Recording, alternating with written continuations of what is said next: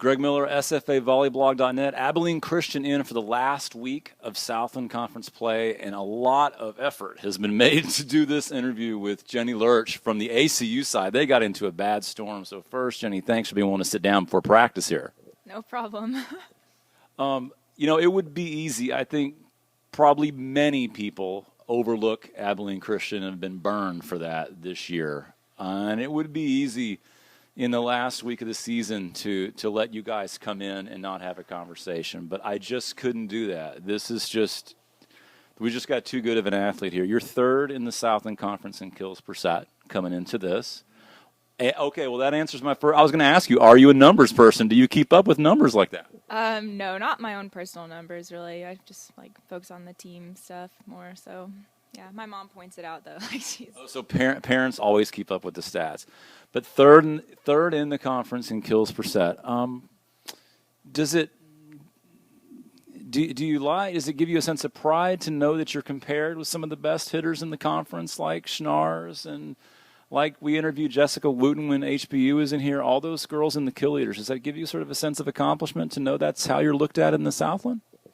Yeah, I mean, it's hard not to feel a sense of pride over that. It's cool. It's really cool, yeah. I think the word at times bittersweet might be described about Abilene Christian and maybe about your own experiences. You knew that when ACU came into the Southland that you would finish your career and wouldn't be able to play in a Southland Conference tournament. But clearly you and the other seniors are laying the groundwork for ACU volleyball when they're eligible in 2 years. Talk about that a little bit. Was that difficult to adjust to, knowing that, hey, we're moving into a conference where I won't play in the postseason? Yeah, that was really hard for me at first, especially my sophomore year, when we first switched over to D1. And then, sophomore year we kind of got rocked. We didn't have the best season, so it really wasn't a factor. But I guess at this point, my senior year, I'm just at the point where I have a sense of pride in the fact that we can go to the conference tournament, but we can't because of what's going on. So it's I guess y'all get to slide up because we would be there, ACU, in fact, would be in the top half of the seeds if eligible right now. Senior days already happened for you. You guys had a crazy schedule where you had a ton of away games, and your senior day was last month. But that was your career high. You had 24 kills in that match, but yet you lost 2 grueling sets at the end to Nichols. Was that a little bittersweet? To talk about that last time to step on the floor there in Abilene. If I'm being completely honest, that was just the worst experience ever because we had a huge crowd. We had a great crowd come out to support us, and I was in the zone. I was ready to play and ready to go, and we just couldn't pull through in the end and get the W, which is a bummer. But luckily, we got some wins after that to make up for it. So the 24 kills that Loerch got that night are the most in any 4-set Southland Conference match of the entire year. You're listed as at 5'9" on the roster. Maybe that's true or not, but you're not 6'2". What does that mean? As I know you've probably at times been inappropriately labeled undersized outside, or you've got to do things different as a 5'9", 5'10" outside hitter than a girl who's 6'3". What are some of those adjustments mentally and physically you've got to do different? Well, I have to be smarter with my shots, first of all. And Jason helps me a lot with that. And I've had really good club coaches all along the way that have taught me how to hit certain shots and stuff like that. So over the years, I've gotten really practice with that. And also, I feel like I have to contort my whole body to hit harder, which is I have a back thing. So I think that has to do with it too. But yeah, it works.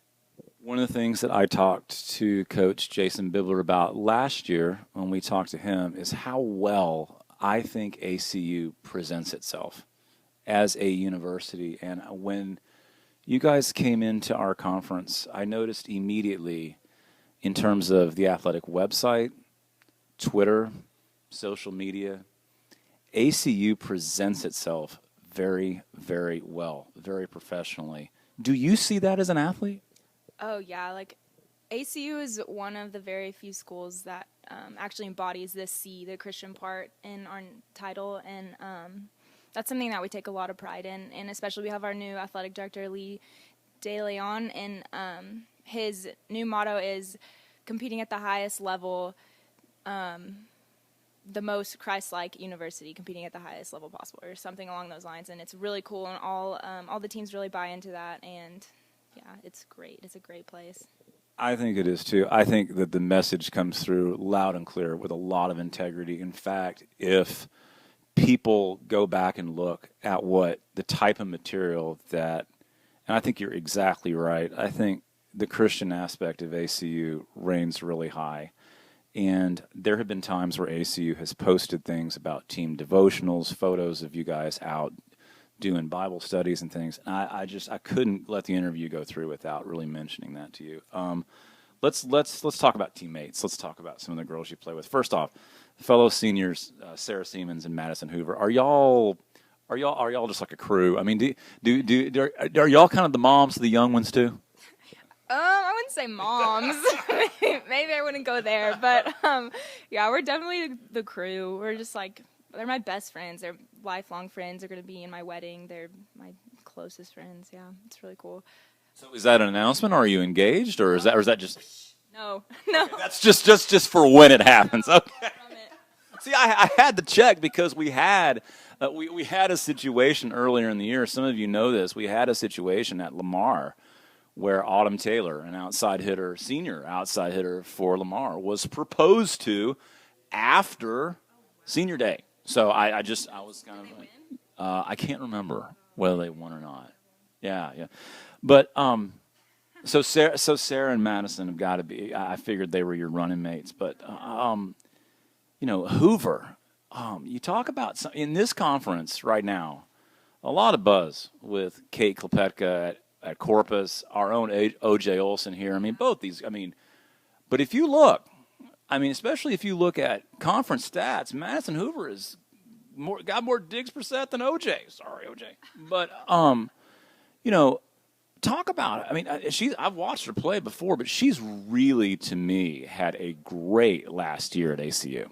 Yeah, Hoover's a stud. That's the first word that comes to anyone's mind. That when you talk about Hoover, she's just a stud, and she's just solid, and she's dependable, and she goes hard, and she leads the team. And yeah, I would say honestly, like, all of her seasons have been really good, but I just feel like since we as a team have been finally winning, she's finally getting the recognition that she deserves, which is awesome. Yes, in fact, she got Southland Conference Defensive Player of the Week once earlier in the year. That was great. I want to talk about your middles too. That's sort of SFA's calling card is Allen and Walker, but you've got, there are already two middles at HBU that are over 100 blocks. Ours are close. Yours are close. Lexi Mercier. This is one of these girls who I have thought for years is tremendously underrated. Probably deserved a Southland Conference nod a couple years for being really high in the block leaders. Talk about Lexi and what she brings to the team. Lexi brings like a calmness to the team. Like, she's not really one of those that is super like intense or anything, but she's dependable in the fact that you always know that she's working hard and that she always like has our back, and she's a stud.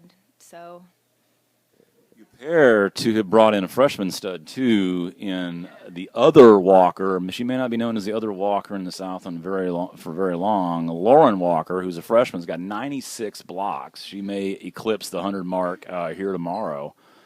That's got to be a good find for ACU to have a middle come in as a freshman play that well. Yeah, Lauren has done great things for us this year. She's been a big part of why we're doing so well, and yeah, I'm excited for her here. Jason's gonna, like, in the spring especially, is gonna be good for her, and she's gonna do big things for the rest of the time here. You come from a very athletic family, if I've got all my ducks in a row. Your sister played volleyball out at Cal Berkeley. Your dad was a college athlete too. Was that just total competition growing up between all y'all, or could y'all keep that in check?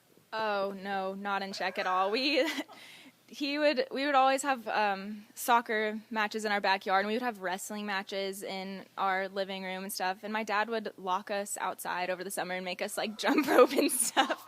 My mom would be like at the door, like, "Honey, like, can I let him in?" He's like, "No, keep him out there." So is it just you and your sister?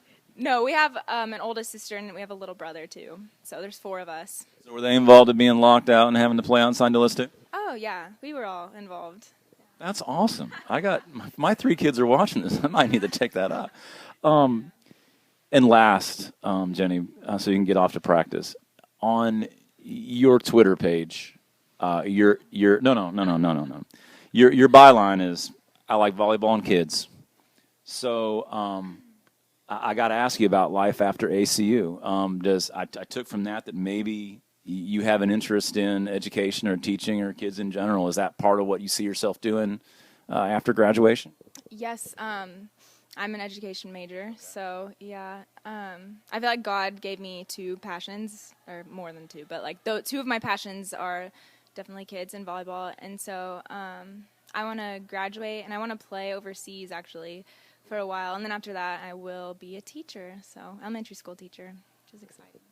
Awesome. Jennie Loerch, 3rd in the conference in kills per set, and more importantly, part of the groundwork that's being laid at Abilene Christian. They're not going to be eligible, but in a few years, look out. I think this this program's got enough talent to where they're clearly making noise now, and I don't see any reason why they won't when they're first eligible in 2013. ESPN3 match tomorrow night starts at 6:30. I'll be on the call. Hey, readers, watch out. Over the weekend, we got a special announcement. SFAVolleyBlog.net and the Southland are teaming up on the coverage this year at the conference tournament. I've got a big announcement. I'm waiting for a press release on that, so keep reading. Jennie Loerch, thanks for being willing to sit down with me tonight. Thanks for having me. Go Cats!